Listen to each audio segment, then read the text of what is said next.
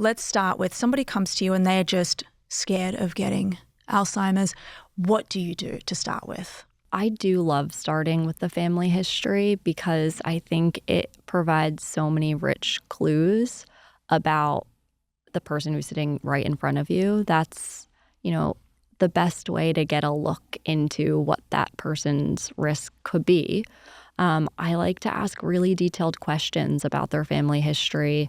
I don't ever accept that the diagnosis was dementia. I ask specifically about what symptoms they had, what age it started, what other medical conditions they had, how their life was. Were they a stressed out person? Did they live a pretty healthy lifestyle?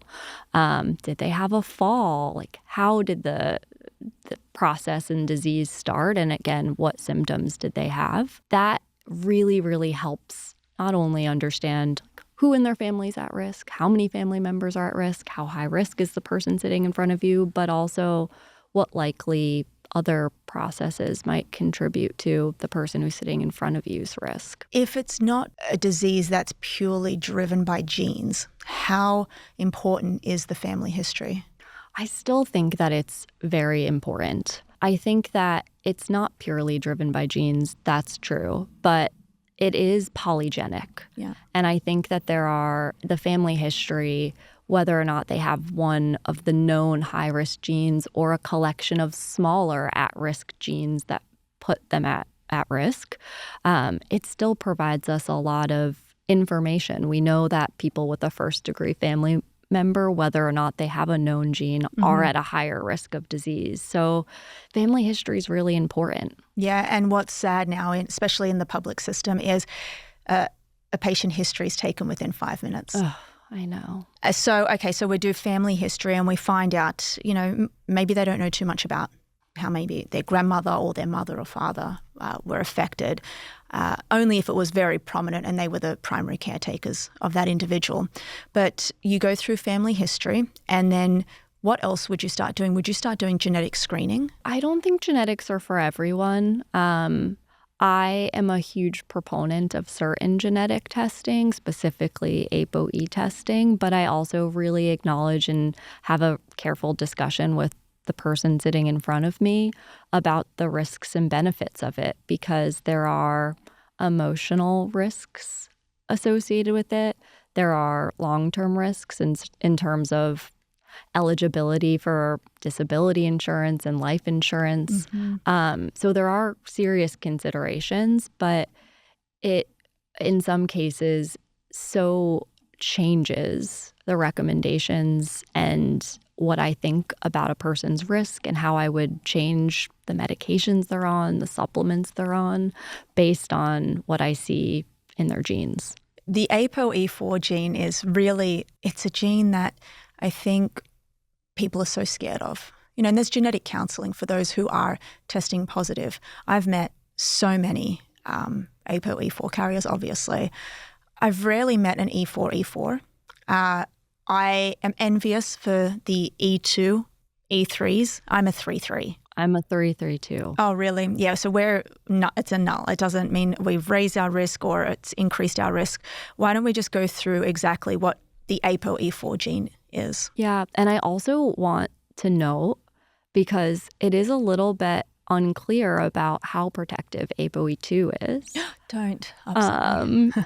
So, we, in general, on large population-based studies, it does seem like people with the ApoE2 gene are at a lower risk of Alzheimer's disease. They can and still do get it, but when they get it, it tends to be at a later age.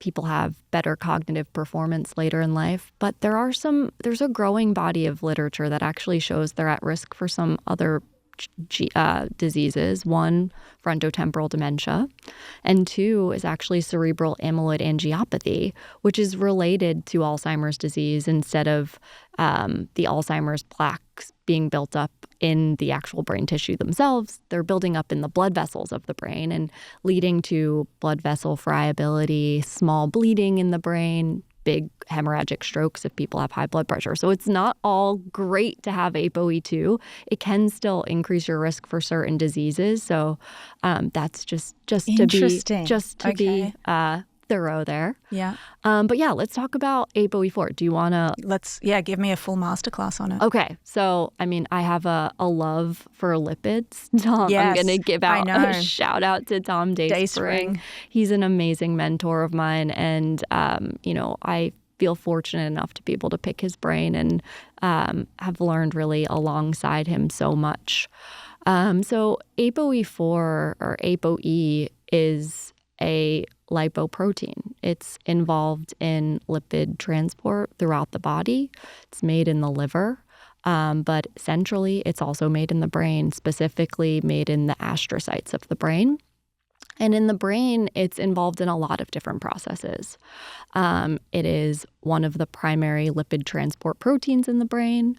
It helps shuttle lipids and fatty acids between astrocytes and neurons. Neurons actually aren't the main producers of cholesterol in the brain. It's the astrocytes, and the neurons are very dependent on these supporting cells to deliver cholesterol that they need for synthesizing neurotransmitters, maintaining the health of their dendrites or their little fingers, like you said, their cell membranes, communication between cells, and so forth.